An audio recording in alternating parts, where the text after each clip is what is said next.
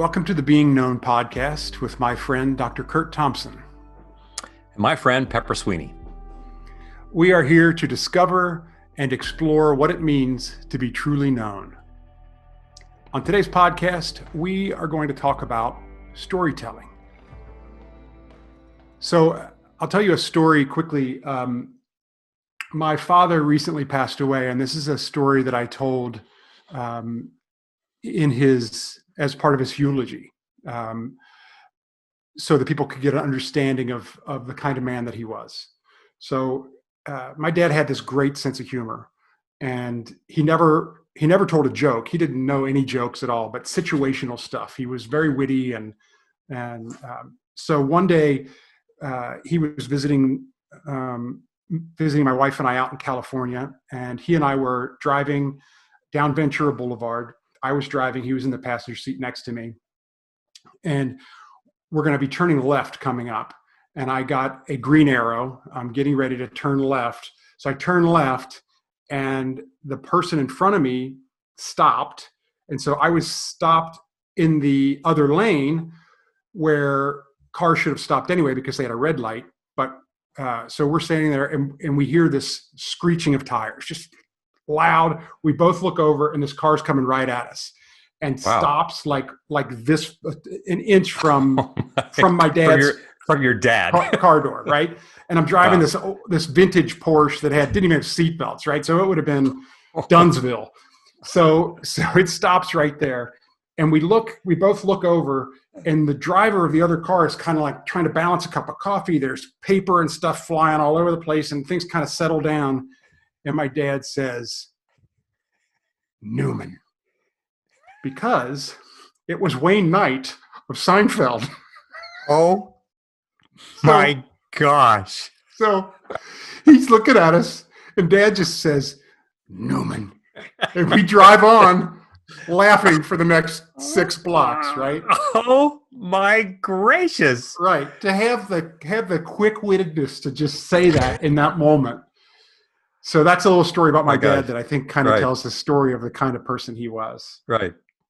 Well, Pep, we can't really make that stuff up. That's just delightful. And I mean, one of the things I love about our relationship is that about every 30 minutes, you will grace us with some story of experience that you've had either in your directing or acting career. And I love that because we love good storytellers, because that's who we really want to be, because that's who we are as human beings. We are born storytellers, even if we can't at first use words. We like to say that every baby comes into the world looking for someone, looking for him, looking for her. And they first let us know this with screams and wails. And of course, so do little kittens and little dogs let their moms and dads know that they need them. And in some respects, it's using a language that is pre-verbal, right? That's what our newborns and our infants are doing. And then, they find that first word and their second and third word, and they finally put those words together in a sentence, and then they're off to the races. And we as human beings tell stories because we're wired to do that. We don't just wander aimlessly through the world. You don't really have to teach a 2 or 3-year-old who's beginning to acquire language to tell you things. They want to tell you things. Now, we can find ways to discourage them from doing that. We can find ways to beat it out of them. We can find ways to get them to shut up and shame them from telling stories that they want to tell us. But when children are flourishing, they are simply master storytellers. And of course, sometimes, they tell us stories that we're really tired of. Like, I don't need to hear about this for the 10th time that you've just shared with me 9 times. But we are these storytellers, and this is how we navigate our life. And what's really beautiful for us, particularly as followers of Jesus, is that because we're storytellers and we develop this from the time we're little, and we emerge, and we're going to talk about this later. We emerge as these storytellers. There are some things that storytelling in general have, that storytelling has in common, that there's some characteristics of that. But one of the big questions then that we are faced with all the time is the question, in what story do we believe we're living?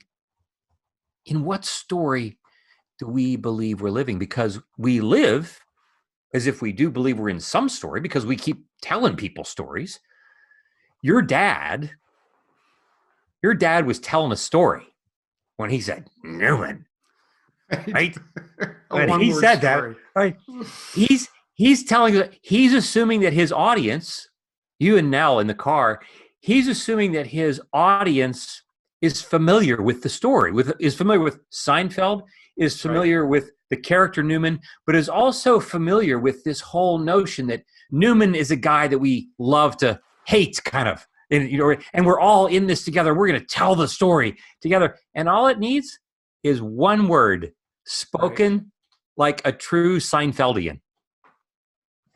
Yeah. It's just beautiful the way that we are always telling these stories. And so in that moment, he believes that he's in the middle of a story that has him in a vintage Porsche with two people that he loves.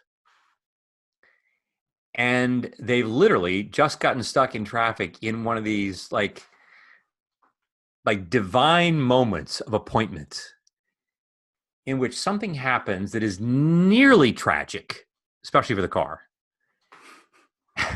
Nearly tragic. But because it turns out not to be, we can then continue to enter in and tell that story by saying a name, Newman.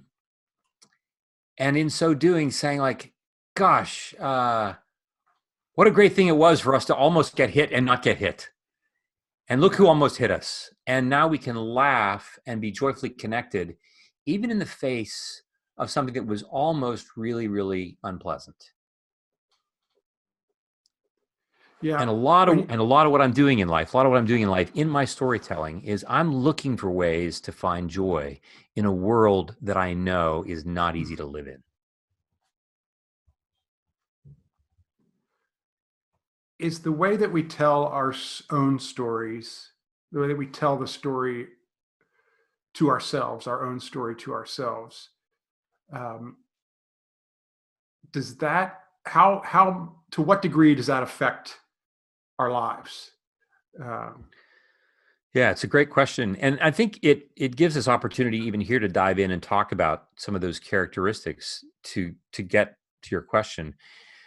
One of the first things that we learn about stories is that for each of us, we have a story that we believe that we're living in the middle of. It's important to know that the table of contents, the foreword, the preface, even the first several chapters are all being told by somebody else. When whoever it was conceived us, that person began to tell a story about us. I was, the fourth of four sons, but my parents were 45 when I was born. My older brothers were 18, 16, and 11 at the time. And when my parents found out that they were pregnant with me, this was in 1962, and this was not understood to be good news. They were anxious, and that at that time, if you're in your mid 40s and you're pregnant, first of all, questions about how the health of the baby, questions about whether or not the baby would be okay. People are still wondering that 58 years later after I've been born.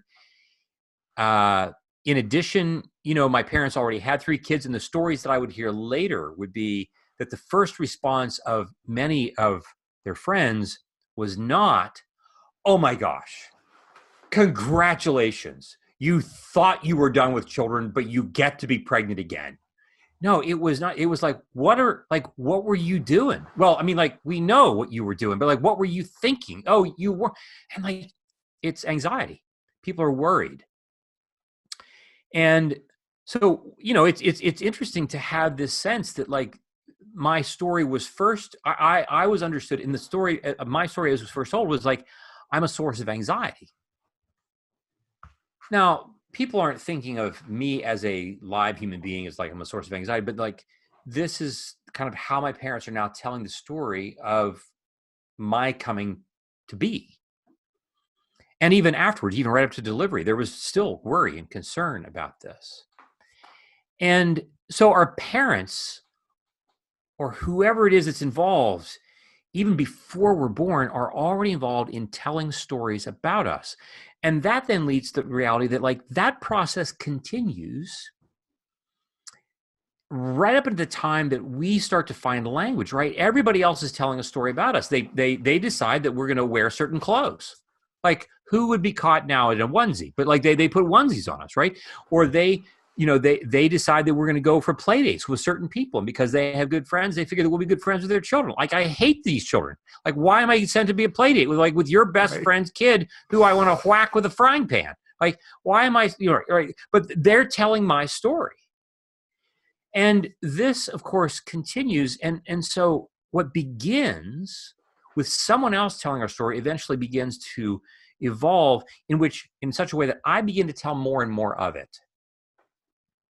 And as we'll talk later when we talk more explicitly about the notion of attachment, that attachment process is the process through which I become able to tell my story to greater or lesser degrees of health. So we then learn that our stories are always told collaboratively. They begin with someone else.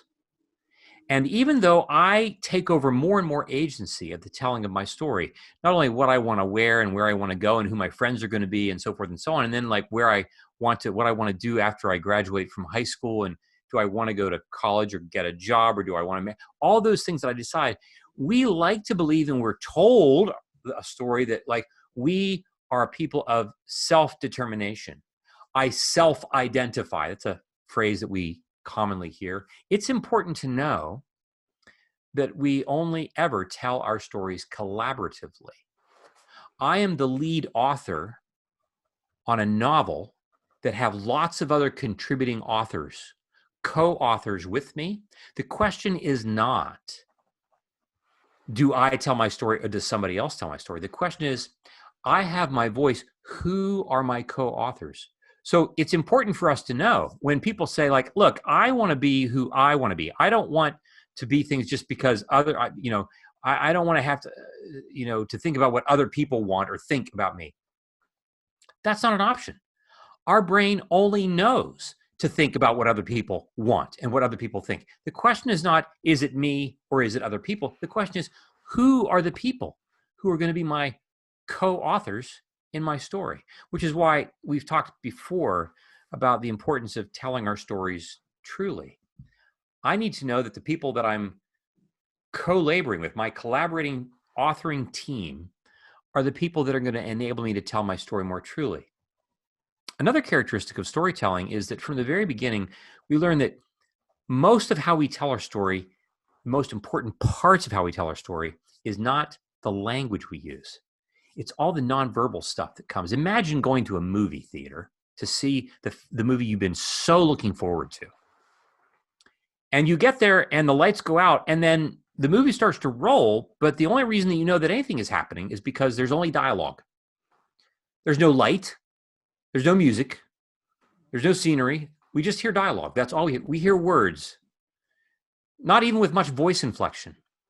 We wouldn't be sticking around for that movie very long. No. If it's true that 70 to 90% of our human communication is nonverbal in nature, it means that a large part of our storytelling has everything to do with what we sense and image and feel in the brain. Things we sense, image, and feel, along with those two other qualities of what we think, which often is what we're referring to with our words, what we sense, image, and feel. And so when we're telling stories, or we invite people to tell stories to us about themselves, like right there, when you were telling the story about your dad, Pat, like Newman, that says so much because your dad was able to tell us something that included something beyond language. And so this is the other thing. When we are telling our stories, when we think about our stories, when other people are telling us their stories, how able are we and how able are we to pay attention to all those nonverbal cues that are telling us things about stories? I'm going to pause with that because there may be other things we can talk about, but there are some other characteristics that we'll get to in just a little while. It's interesting to me that you talk about the nonverbal and the sense, image, and feel, because as an actor, those are your tools. Right. My career has been since really a young age has been all about story, whether it was acting, directing, speech coaching, producing, whatever. It's all about helping people tell their stories, tell my own story. So this subject to me is fascinating. But yeah, as an actor, so when you're doing your homework, you have to go to this place to be so specific about what the senses are that you're experiencing and what you're feeling and what things look like around you, and then you've got to be able to embody that so that you can then tell it to an audience that'll then understand it and feel those things. Right. So I'm going to ask you to tell a story, right? About Yes. about the play. So tell us the story. Yeah.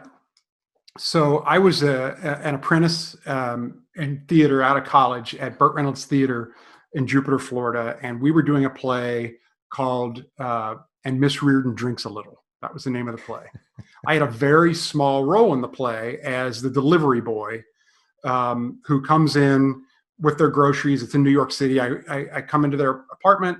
I deliver their groceries. We have a scene, and that's my whole part in the play. So I ended up having just tons of time to do these exercises of sense, image, feel, smell. What are the sights? What are the smells? And every night I would sit and I would go through the whole thing about I'm at the store.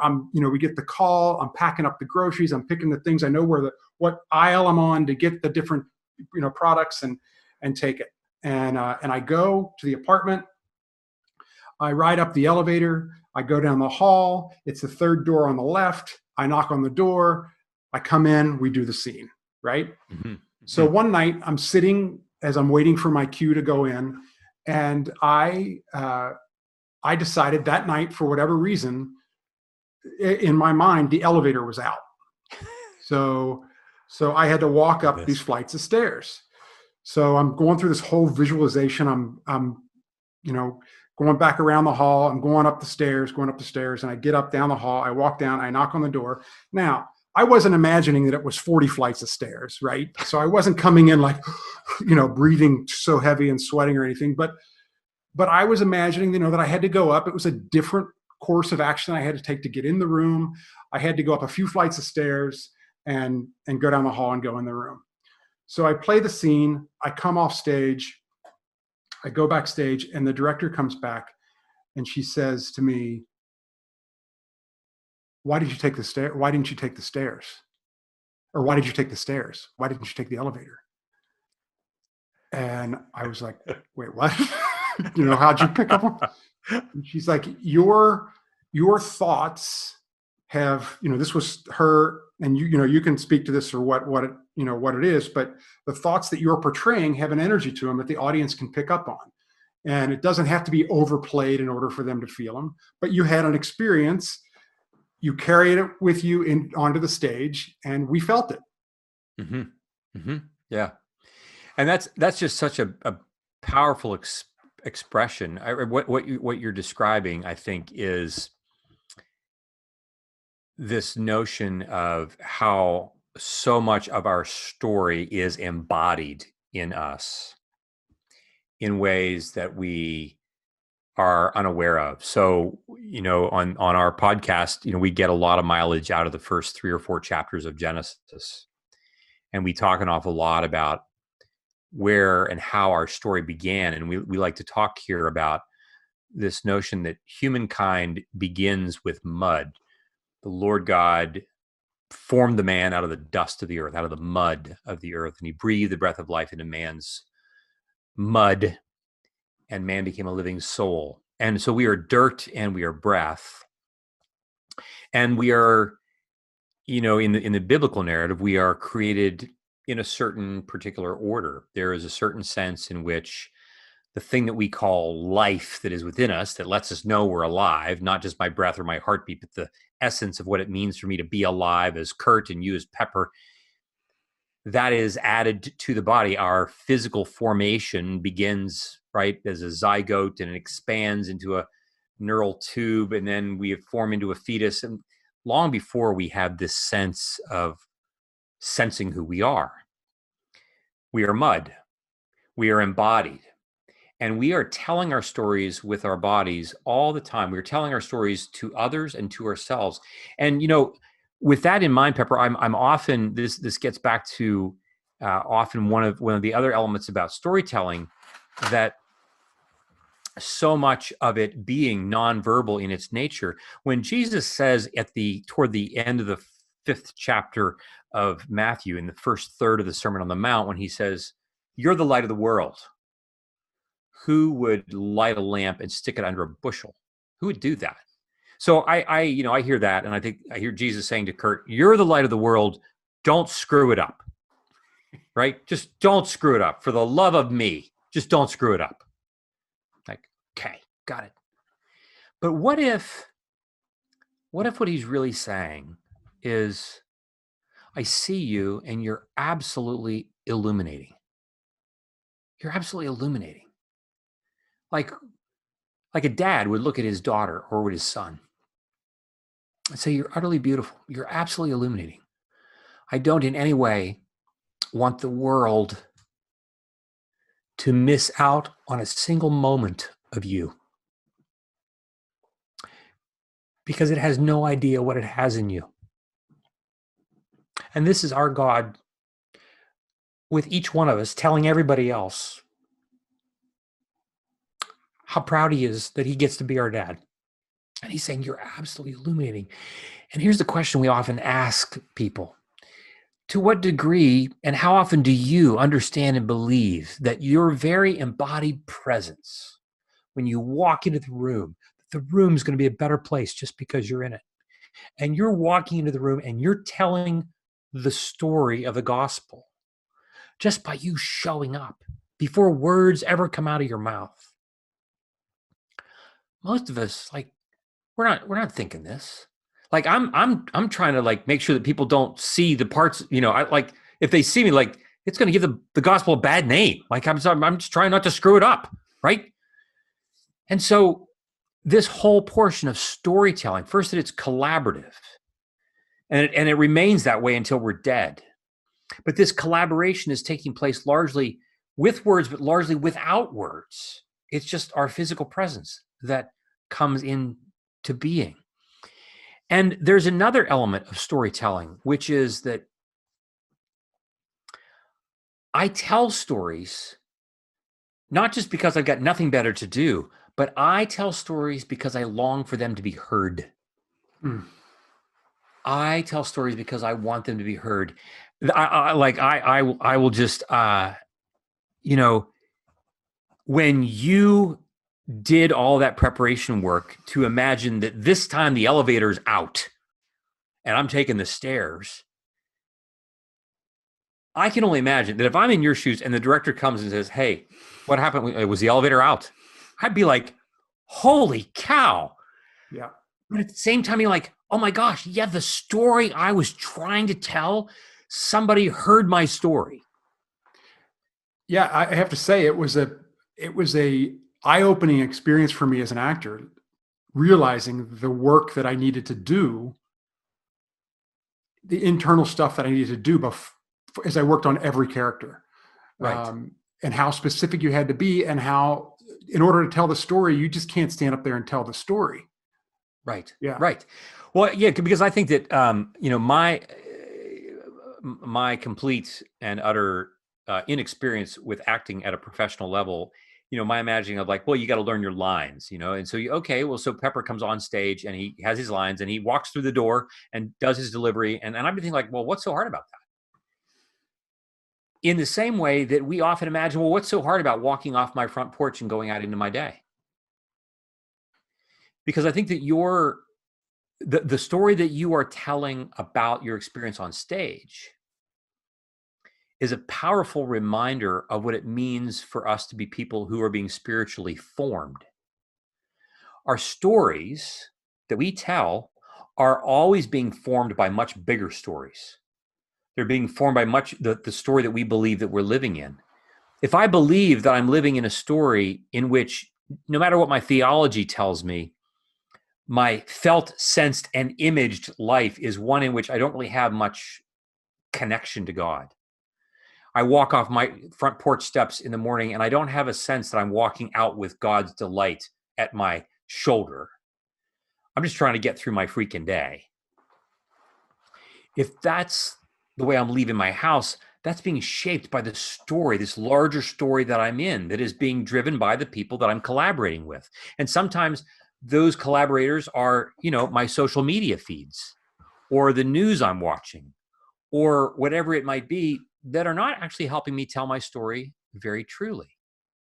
But what you've described in your theater experience is a story in which you're doing really, really hard homework in order to be ready to just walk onto the stage and your story is told. And I think from a spiritual formation standpoint, this is why it's so crucial that we are actively putting in the energy to be in the scriptures, immersed in scripture, immersed in good literature, immersed in a community of people with whom we are making confession and hearing their confession on a regular basis, immersed in practices of worship that are reminding us of the people that we want to become, that I want to be a person of love, joy, peace, patience, kindness, goodness, faithfulness, gentleness, self-control.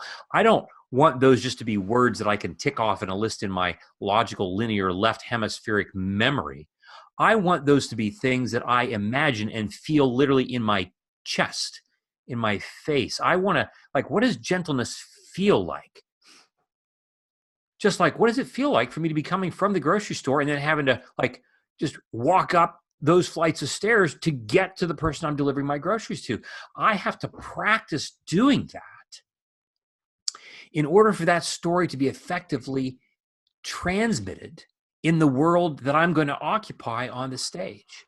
And we are all actors on this stage. We are all living in this biblical narrative, those of us who follow Jesus, who would say that it's important for us to practice living out this sense that we are daughters and sons, we are sisters and brothers of the King. And if we say that, what do we sense? What do we image? What do we feel when we hear that? And how are we practicing ingesting, digesting, and metabolizing all of those things as an important part of how we are telling our story to the world? Because I tell it in order for it to be heard. I am waiting to see my story light up in your eyes, because that's when I know that I have value. When I tell my story and I see the smile on your face. Okay, so to our listeners, I mean, it was the first weekend that you and I met, I think, right? When we're in the hallway. It was the first weekend that we met in California. Yes. And we're staying at the same hotel and we're going up, I think, for a meeting. And it was later at night. And you said something, we're walking down the hallway together, and you said something that utterly undid me. And I found myself leaning up against the wall because I couldn't stand up straight because I was so bent over with laughter. And I would even in that short period of time, I'm telling you that what you have said, I have received it, I've heard it, and I'm responding, and I can barely make it to the hotel. I can barely make it to our little gathering conference room because your story is touching my life. And I would want you to hear that, and I would want to be heard by you. And this has just happened now hundreds of times between us, in which we see each other, and I know that when I've said whatever I've said, that I've been heard. And that's what makes my story so much more real. And this, Bren, brings us to this another quality of storytelling, and that is that Because we are people who tell stories in order for them to be heard, it also equally means, interestingly enough, and somewhat counterintuitively, that the person who's listening to the story being told is as much and is as important a part of the storytelling venture as is the person who's telling the story. You We can be great. You mean to the person that's telling the story, or do you mean to the story itself?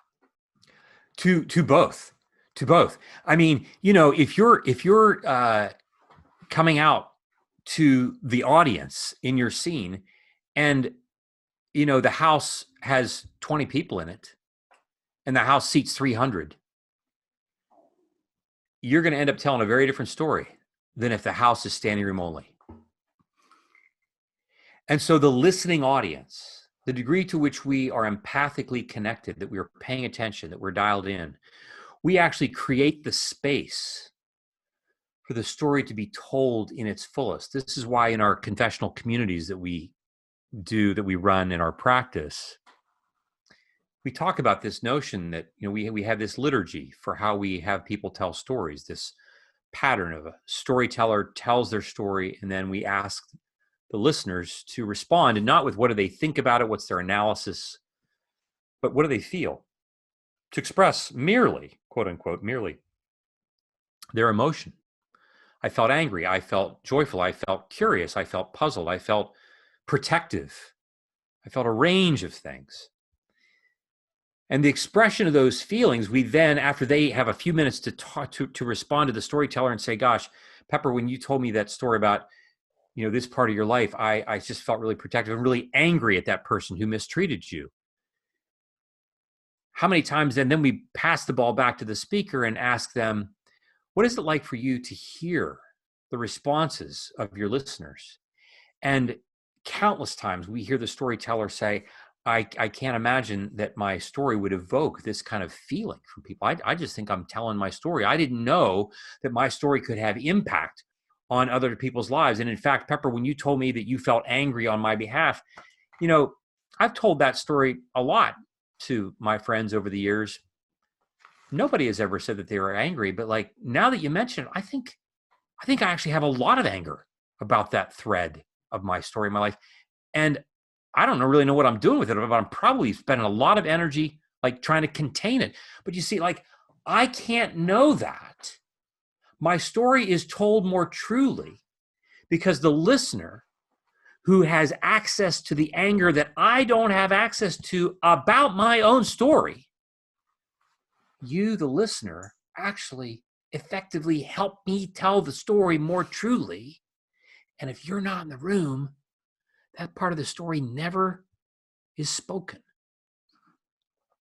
And after the storyteller then gets to reveal what it's like for him to be heard, we then once again pass the ball back to the listeners and ask, gosh, what is it like? What do you feel? What is it like for you to hear the impact that you've had on this person's story by listening well to it and by reflecting what you've heard?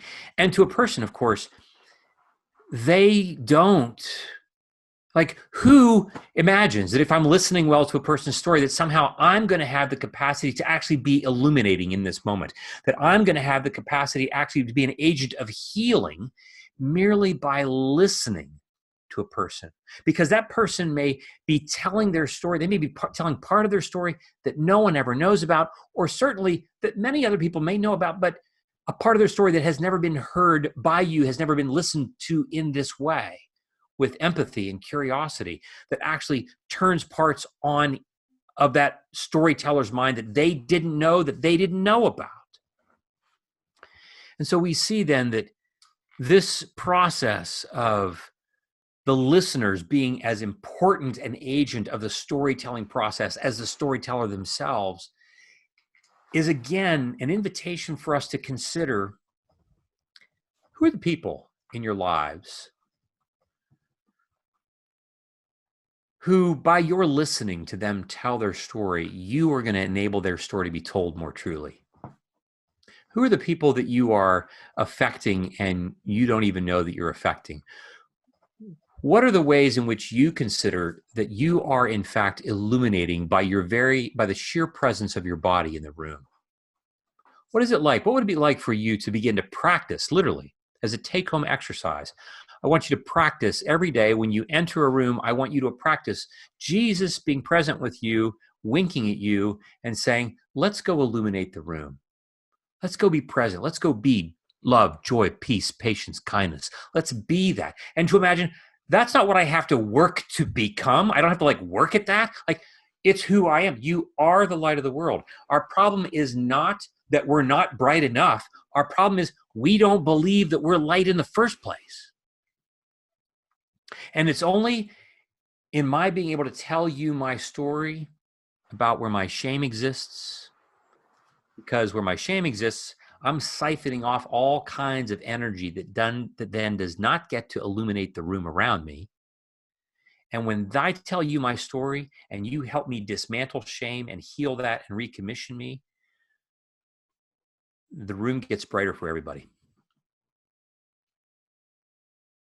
It's so good. Gosh. I mean, I think about, you talk about how we become what we focus our attention on, right?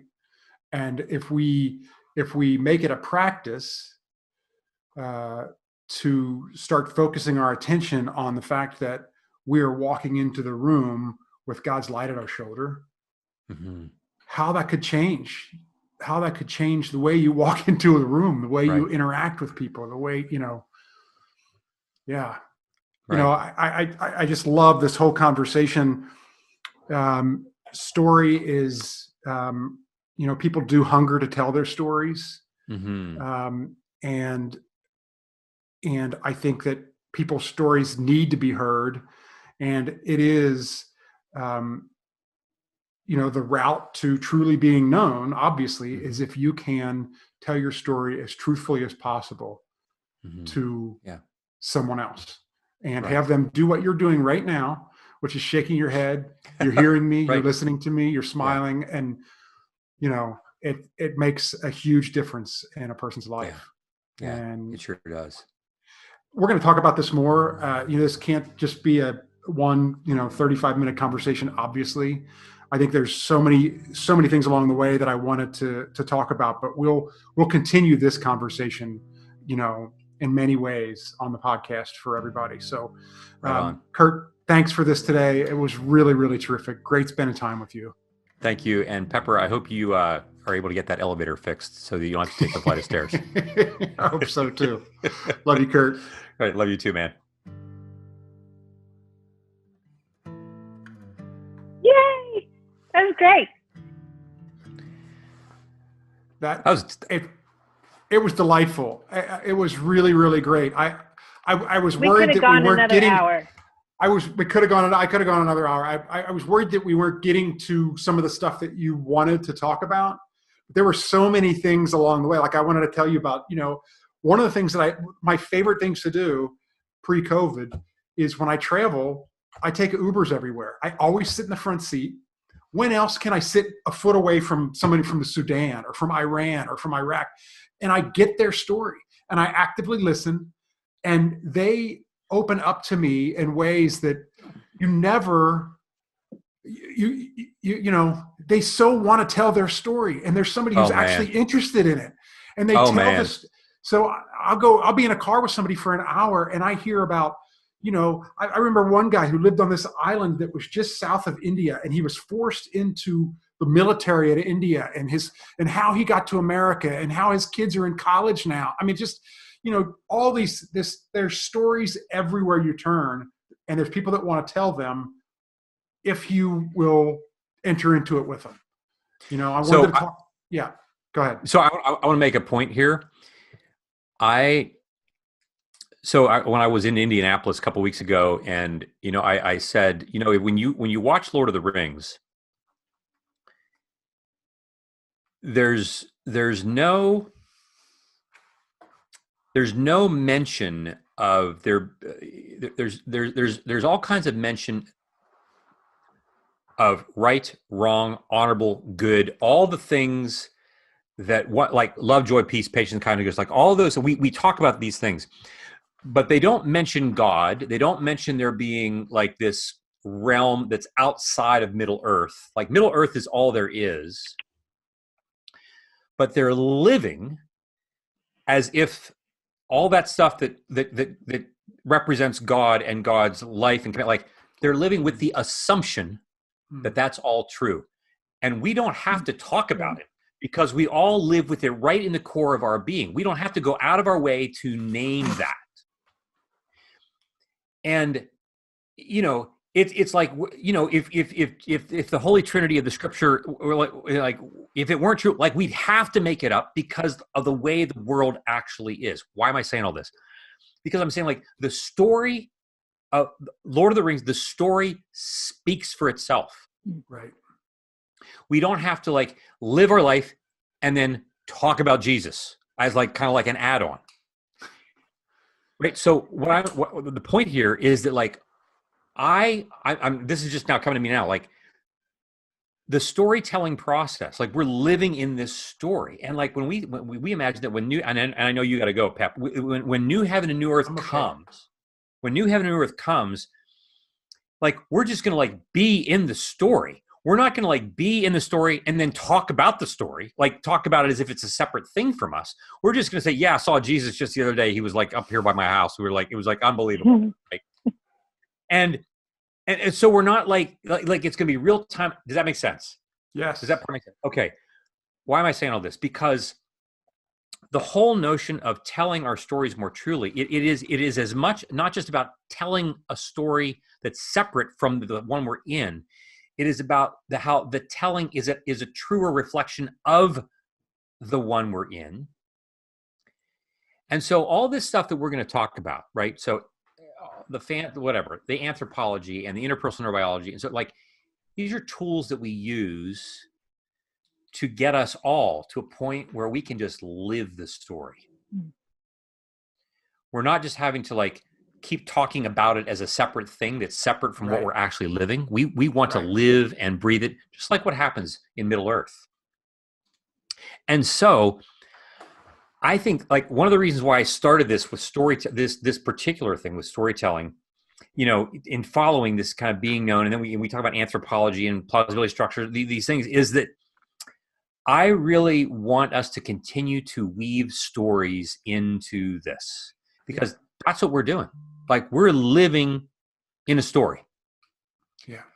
And and the way that we continue to remind people that this is what we're doing is by telling really good stories. Right. And so as we talk about any of these other items that we're listing, and we can do some prep for this. Like I'm like I said in my email, like some of this stuff like it's not going to take that much because we're not trying to, trust me, it's not going to take that much. But I'm really going to be eagerly like I love the stories that you bring to the table. And I'll bring some too, but like I love the way you bring like everyday stories, like this stuff, like about this, you know, Uber driver from India. Like there are such like the whole notion that you're asking these questions, the whole notion that that's pursuit, like that in of itself is exemplary of like a brother of Jesus, because like this is what Jesus does. Like he comes for us, right? He's never not coming for us, I guess, or whatever. That means he is.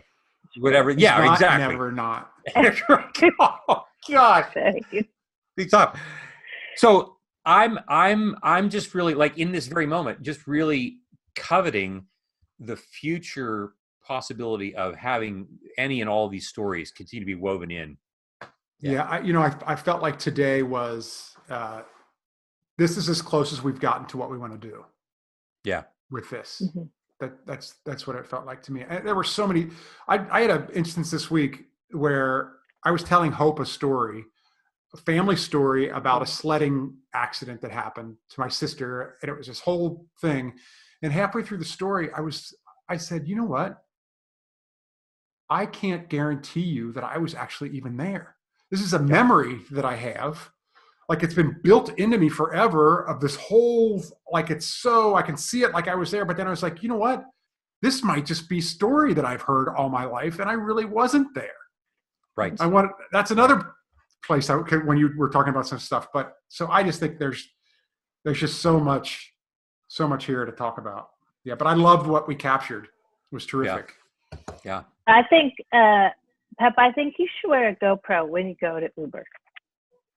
Well, Kurt, I don't know if you know this or not, but that was my original idea for a podcast because I was doing this in these Ubers, and I was actually recording them with my phone sometimes after a while because I thought this is really, people would like to hear these stories, Amazing. but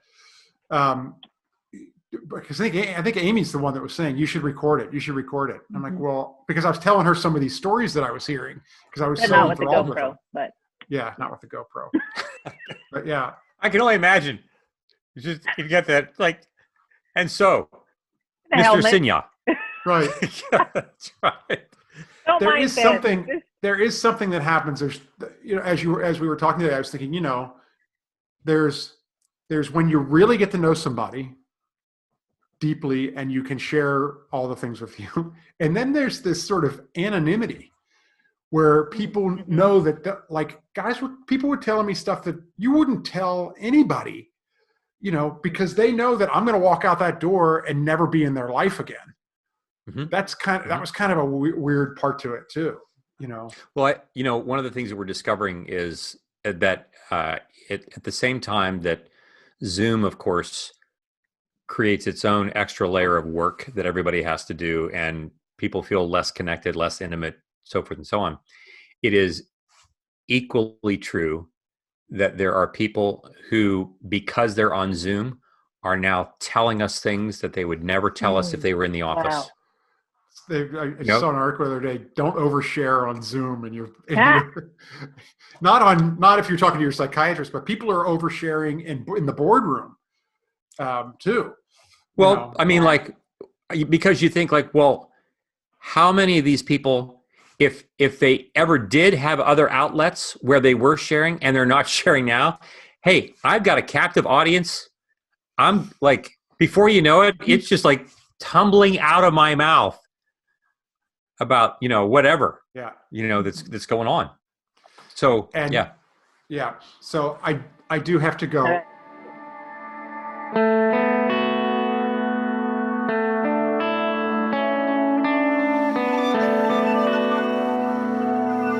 This podcast is produced by Kurt Thompson, Pepper Sweeney, and myself, Amy Chella.